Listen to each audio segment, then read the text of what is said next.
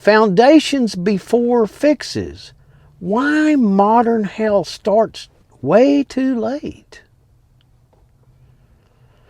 Now, there's a pattern that we've seen, and I've noticed over the years, and once you see it, you can't unsee it anymore. Most people don't begin thinking seriously about their health until something breaks. Not until a diagnosis, not until pain interrupts daily life, not until fear enters the picture. We wait for the moment when something demands attention instead of noticing the quiet period before that moment ever arrives. And that tells us something important about how modern health is framed.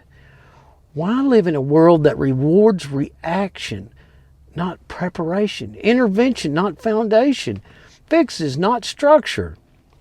We don't ask what am I built from? We ask, what can I take when this stops working? Give me a Tylenol. Stop the symptom. Now that difference, it matters more than most people realize. This episode isn't about blaming anyone. It's not about pointing fingers at doctors, systems, or industries in general. And it's certainly not about pretending that modern medicine doesn't save lives, because it does. This is about timing. It's about when we start paying attention, and more importantly, what we wait. Why do we wait so long to do that? Now, when something goes wrong in our body, we just, boom, we can hit it with emotion, but we're taught to look outward for solutions. Go to a pill, a procedure, a protocol, a specialist. And those things have their place, but very few people ever stop to ask a quieter, more uncomfortable question. What was happening long before this showed up? Because the body doesn't usually just collapse all at once. It's a marvelous system that's made. It adapts, it reroutes, it does everything it can to keep functioning with what it has until it can't anymore. By the time we experience symptoms, the process often already is well underway. And yet, culturally, we treat symptoms as beginnings instead of endings. Now, that gets back to being aware. Just being aware of yourself. Think about how we talk about health events. He was fine, and then suddenly he wasn't. There were no warning signs. It came out of nowhere. These phrases sound comforting, but they're just rarely true. They allow us to believe that breakdowns are just random, that collapse is unpredictable, that nothing could have been done differently. But randomness, it's rarely the full story. More often, what we call sudden is simply unobserved. The warning signs didn't arrive dramatically. They whispered. They showed up as fatigue, as tension, as subtle changes in sleep, as irritability, as recovery that took a little bit longer than it used to. Nothing alarming, nothing urgent, nothing that demanded attention, so it got put on the back plane. It got ignored. Now, modern life doesn't encourage us to listen closely. It encourages us to push through, to override, to medicate discomfort just enough to stay productive, to normalize exhaustion, overdoing it, to treat depletion as a personal weakness instead of a structural problem. We're taught that strength, it means continuing, that resilience means enduring, that stopping to examine foundations is indulgent. But strength without structure is temporary. And endurance,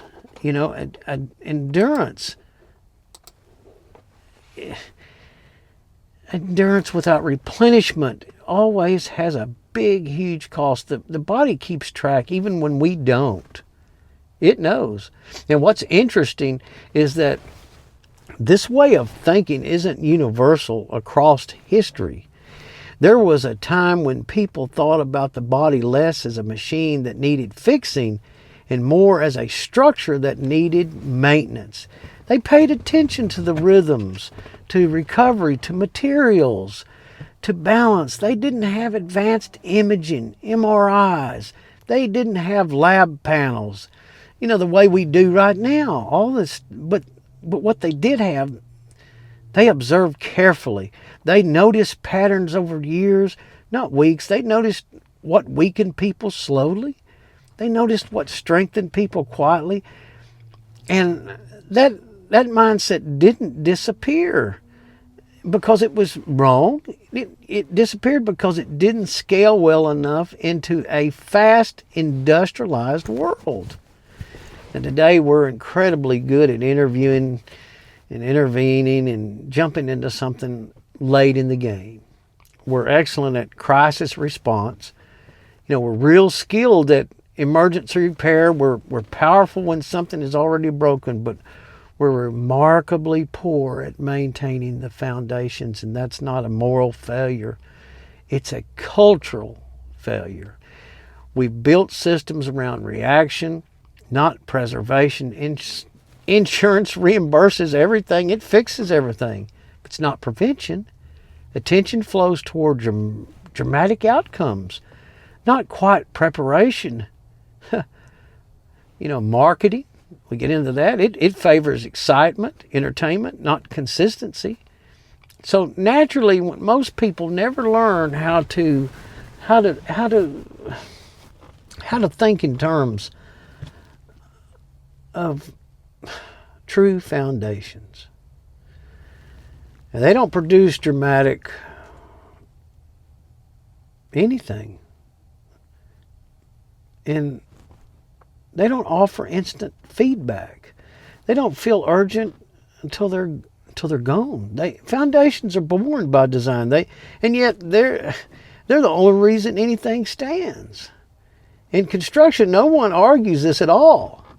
I was in construction in most all of my life. My father was in it. No one pours a foundation after the walls are cracked. No one reinforces beams only once the roof collapses. But when it comes to the human body, we accept a completely different logic. We wait, we react, we repair, and then we repeat the cycle. Now, one of the reasons this pattern persists is because the body is a remarkable. It's just remarkable at forgiving. You can deplete it for years, sometimes decades, and it will still show up for you, be there for you. It will still let you work, still let you move, still let you function just enough to get by. And that forgiveness becomes a trap because as long as the body compensates, we assume everything is fine. But compensation is not health, it is survival. And survival is not the same thing as stability. Now, when people finally do start asking these questions, they often ask the wrong ones. Not because they're careless, but because they've never been taught how to frame them.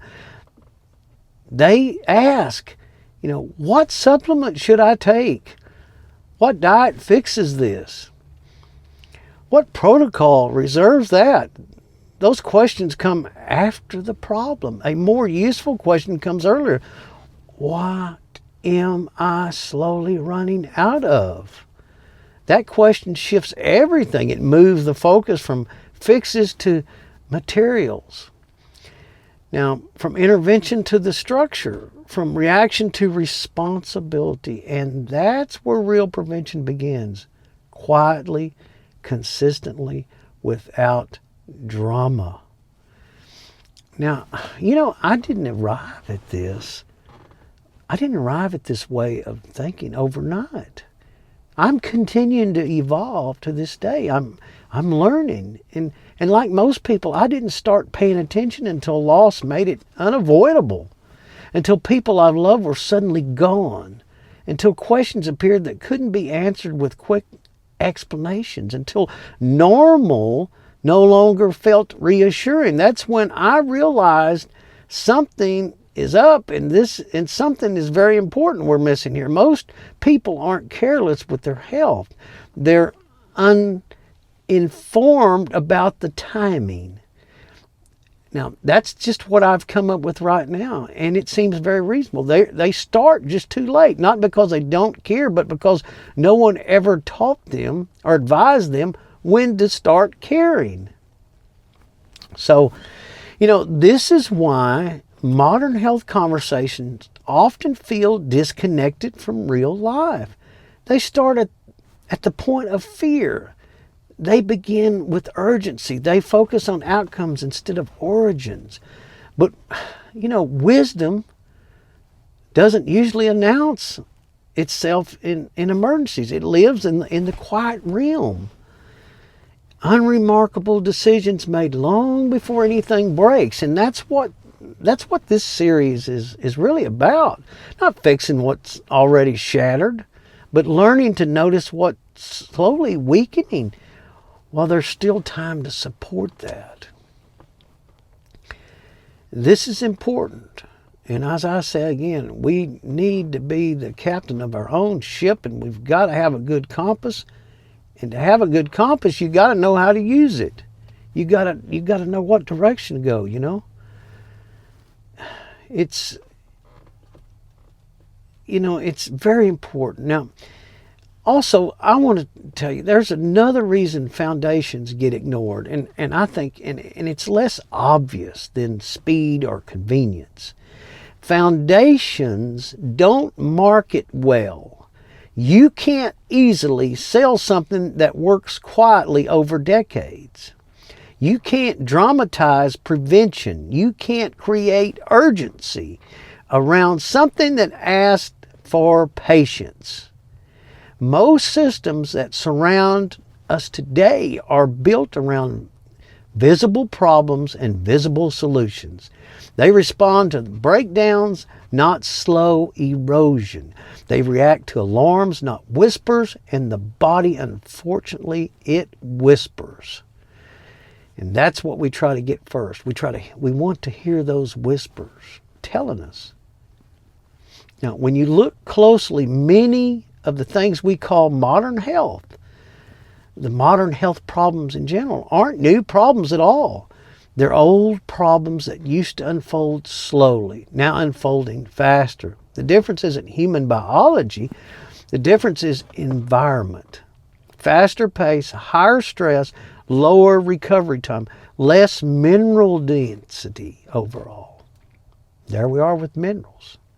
Now we get back to the basic fundamentals, More chemical exposure, more stimulation, less rest. The body hasn't changed much. The demands placed on it have. And when demands increase, foundations matter more and not less. Now, one of the great, I think, misunderstandings of our time is the belief that technology has replaced the need for fundamentals. We assume that because we have advanced medicine, we no longer need to think carefully about maintenance because we have emergency systems to take care of these. We can afford to neglect daily care and just drift along because fixes exist. Foundations, they're optional. But technology doesn't eliminate foundations. It increases the cost of ignoring them. The more complex a system becomes, the more fragile it is when neglected. And, just think about modern infrastructure. As we see buildings, for example, get taller, their foundations have to become much deeper. Piers are deeper. As bridges get longer, their materials must become stronger. As As systems scale, margins shrink. The human body is no different. As it's basic fundamentals, as common sense. As you know, as life becomes more demanding, more stimulating, more stressful, and more accelerated, the margin for depletion, it narrows. You can still get away with neglect for a little while, but not indefinitely. It's like the air filter. It gets clogged, gets dirty over time. Now, this is where the idea of normal becomes very dangerous, in my opinion. We normalize tension. We normalize not getting enough sleep. We normalize irritability. We normalize constant stimulation, which we become overstimulated because everyone around us is doing the same thing. But common is not the same as healthy. And widespread patterns don't become safe simply because they're widespread. One of the most revealing things you can ask someone isn't, how are you doing? It's, how are you recovering? Recovery tells the truth. Recovery shows whether foundations are holding, whether reserves exist, whether the body has room to adapt. When recovery shrinks, compensation grows, and compensation always comes with a cost. If you compensate, you give up something. Now, the body is incredibly intelligent. It prioritizes survival above comfort. It relocates resources when necessary. It borrows from long-term reserves to meet short-term demands that's needed to live. This is why people can appear functional for so long while quietly deteriorating. Now, the body doesn't announce depletion. It hides it. And when we finally notice, we mistake the collapse for the cause. You know, modern health conversations often begin at the wrong point in the story. They begin at diagnosis. They begin at symptoms. They begin at a crisis. But the real story started years earlier. It started when recovery declined, when stress became consistent, when sleep shortened, when nutrition simplified, when the environment came more demanding than replenishment could match. Those changes didn't feel dramatic. They felt like life. And we compensated, or the person accepted them, you know. We've all been in that. Now, another reason foundations are neglected is because they require self-observation. They ask us to notice patterns instead of chasing the solutions. They ask us to slow down enough to feel what's changing. They ask us to take responsibility without panic. And responsibility without panic is not something modern culture. It doesn't train us well to handle like that, you know.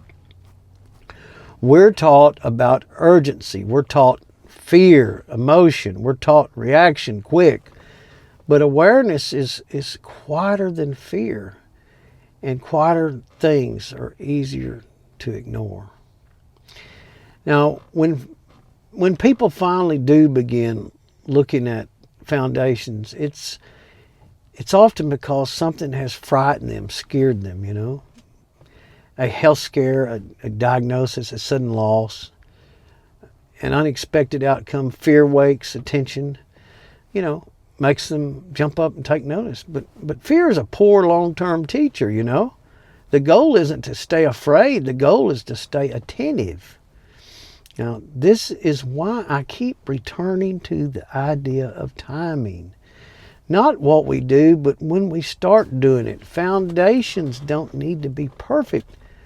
They need to be present early. Small, consistent support over time does more than dramatic intervention after the collapse, after the fact. That's not exciting, but it's effective.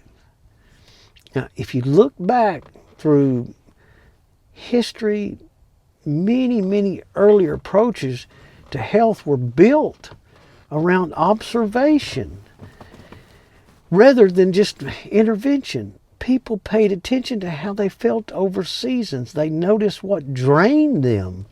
They noticed what restored them.